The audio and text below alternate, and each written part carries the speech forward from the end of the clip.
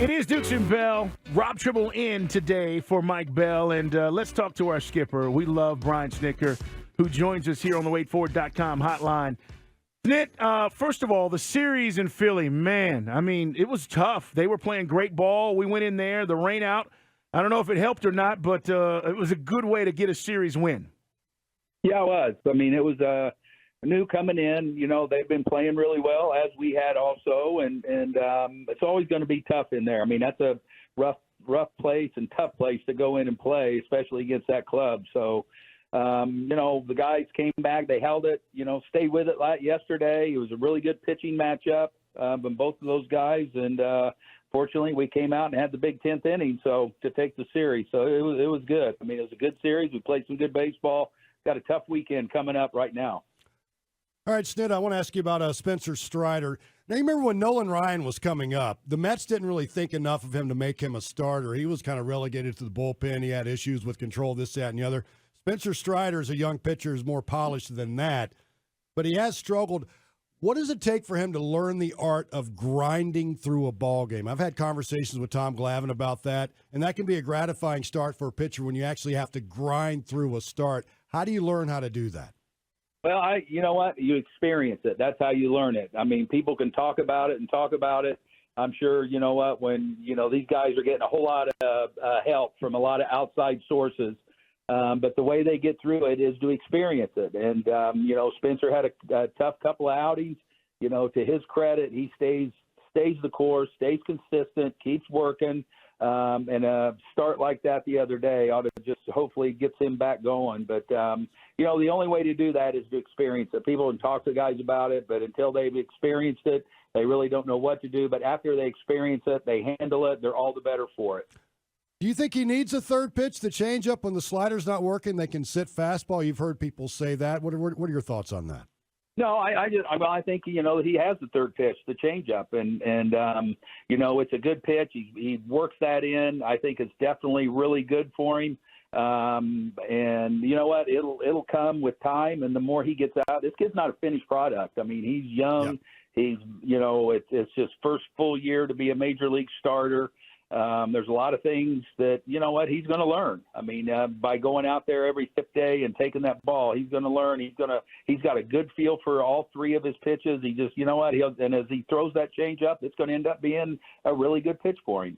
Brian Snitker joining us here on Sports Radio 92.9 The Game. Tonight starts a series with the Cincinnati Reds. Bryce Elder has been a pleasant surprise, Snit. I mean, like, I don't think many Braves fans realized, you know, he was going to pitch as well as he has and has been so good. What do you think the key there has been for Bryce Elder? I think it's maturity and experience. You know, he came up last year. We sent him down. He went back to AAA. He stayed regular. Got a lot of really important innings in AAA and came up and had some really big starts for us in September. You know what? We sent him back in spring training, and he continued to keep working. You know, figuring himself out. I mean, these guys, we forget how, you know, how inexperienced they are. They don't have a whole lot of professional innings. And, you know, Bryce is just, I think, with confidence, maturity, and just trusting his stuff. I mean, that's really good. I mean, it's, you know, you can take it's not a small sample size anymore. This kid's real. His stuff is real, and he's having an all-star type start to this season. All right, Snit, I read something interesting about you. Let's take you back to Macon High School, 1971. You were playing baseball in high school. You guys finished second in the state. And the story was so compelling, a book was written about it. It's called One Shot at Forever, A Small Town, An Unlikely Coach, A Magical Baseball Season. I mean, it sounds like Hoosiers. What was unlikely about the coach, and what was so magical about that baseball season? Well, it was. I mean, it was a lot like Hoosiers. We're a small school, 270 kids, and there's a one-class system in the state of Illinois. And, you know, we wore peace signs on our hats, and we had to wear peace signs because we wore Caterpillar tractor hats, and you couldn't advertise, so we had to cover them up with a peace sign. Our coach, you know, for the times, he had a big Fu Manchu, long hair. He was our English, as an English teacher, kind of took over the baseball team because nobody else wanted it. And we were a pretty good club. I don't think we lost a conference game in my 4 years in high school. And we got on this run, and like I said, in a one-class system. We beat Chicago Lane Tech that had 5,000 boys. We only had 1,200 people in our whole town. And, it's fun. There's a lot of great memories.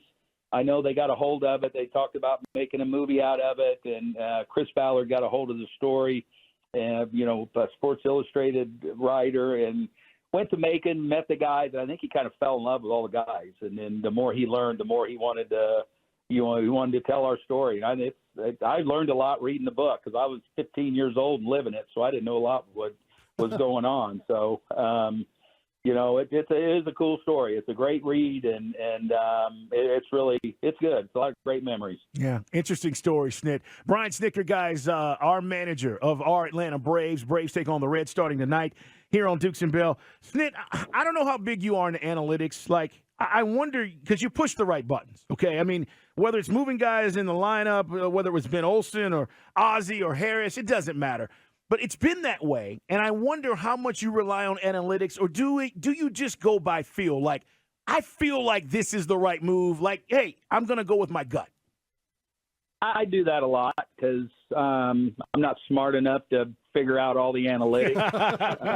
And it's good. Our analytics people, those guys, they work their tails off. It's a lot of really, really good information. But I think, myself, I remember Bobby told me this when I took this job. Like, man, Skipper, there's a lot going on out there. And he said, you know what, you got to figure out what you can use and what you can't. But it's kind of like, a lot of times my decisions come after I get home and I sit in my chair and get a good night's sleep, and I'll wake up and think, well, this feels right or it doesn't feel right. And, I got to trust my eyes and my gut, because that's how I kind of survived, I think, for this whole time in my career. So, but you know what? The information's really good too. I think it's awesome. Like I say, there's a lot of people that are working very hard and are very diligent in what they're doing. And so I think there's you can blend them both and use them all. Tell me about your shortstop, Arcia. What a wonderful surprise he has certainly been. Well, yeah, I mean, it's, I'll be honest with you. I mean, I didn't expect him to hit 340. I expected him to play really good shortstop because he is a really good shortstop. I keep saying this kid was an everyday shortstop on a division-winning team with the Brewers, and when he was coming up, was a very talented young man, and he still has that talent. I think you're just seeing a guy that has matured and with experience and what he did. He was huge for us last year, especially when Ozzie went down. And got big hits, and he's got a slow heartbeat, and still he's got a great skill set about him. And I don't know, I hate to think where we would be without him. I mean, he's come in and handled everything the right way, and I just really hope that he gets rewarded with an all-star appearance. Yeah, we do too. We were just talking about how many guys off this team should have that opportunity this year. Snit, any update on Sean Murphy? Yeah, no, he just got done working out. We pinch hit him last night or yesterday afternoon. He's feeling better. We're going to catch him again this weekend, and he'll be available off the bench even again tonight. And we just want to make sure he's feeling good. He's checking all the boxes, and so we're just going to like I say, we're going to ease him back into it because he's too important a guy for us to rush him back. So, but he's coming along good. He's going to be fine. We heard Soroka was pretty good last night. What are you hearing about his potential return? No, I mean it's going to be great. I mean we're going to need this guy, and I just looking at everything and reading the reports, he was really, really good last night, which is awesome. We brought him up for a short period. He needed to, he went back, and I know he went back to work. And it's just when you miss 2.5 years, man, it's you just don't get it back, right now. So it just takes time, and he continues to work really hard, and because we need all these guys. So that's great. What he did last night was really encouraging, and because like I say, we're going to need him again here before this thing's all over. Ned, who was the sheriff of that locker room? I know it used to be Freddie. I know Dansby had a voice, and when I played in college, it was always one of the catchers. Is it Travis? Who are the guys that are most vocal and kind of herding the cats, as it were? Well, yeah. Now, I don't know that, we got a really vocal guy. There's a lot of guys with some substance here, that's for sure. And a guy like Travis, Sean Murphy, Matt Olson, Austin Riley, Ozzie Albies are guys that, everybody looks up to just because of the person they are, how they go about it, the consistency with what they do and how they work, and the fact that they show up to play every day. You know, a guy like Max and Charlie Morton and A.J. Minter, Jesse Chavez, all those guys. I mean, it's a really good group. It's a strong group. I don't think we have to have an alpha dog in that room, because I think there's a whole bunch of them in there. So it's a really good group that polices themselves. They take accountability, and the makeup is off the charts with each and every one of these guys.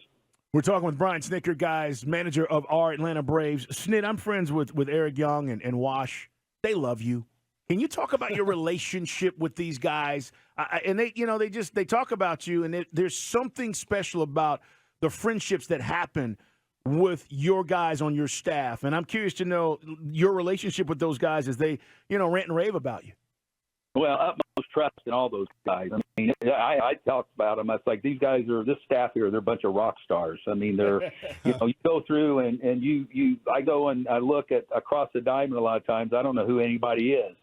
And, everybody on our staff, these guys all have good major league playing careers, managing, coaching. They love to teach. They bring instant credibility to the job. And the thing is they care so much about these players, and they've helped all those players to learn routine, which they don't have when they get here. It's something that's got to be learned. And it is. It's just a really good group. We're all really close. I mean, like I say, they love teaching. And it's just they're awesome guys. I mean, they're really great baseball men and awesome guys, and care a lot about these players and love to work. You've been in this organization since 1977. How do you keep from burning out? I guess it's got to help that you've had some success, and you also have all that youthful exuberance in the locker room. I guess you probably feel like you're in your late 40s now, I would imagine. No, I said this is better than retirement. I mean, you're outside, you're with young people, you can stay active. I mean, these guys, I love sitting in that dugout, looking down that bench and seeing the energy and these guys and the enthusiasm and how they love to play and how they love to compete. And anytime we ask them to do anything, it's never work. I mean, they love playing baseball. They like working. They like everything that we do and everything about all this. So, it's fun. And as I say, it's nice being around young people with a lot of energy. Snit, keep grinding. Good luck this weekend. Looking forward to getting you guys back home. Thank you so much for the time today. We appreciate you. All right. Thank you, guys. Appreciate you having me. Absolutely. That's Brian Snitker, guys, manager of our Atlanta Braves. He says we're going to need Soroka. Sean Murphy will catch this weekend. We don't know what game, but he's back and will come off the bench tonight, potentially, if they need him.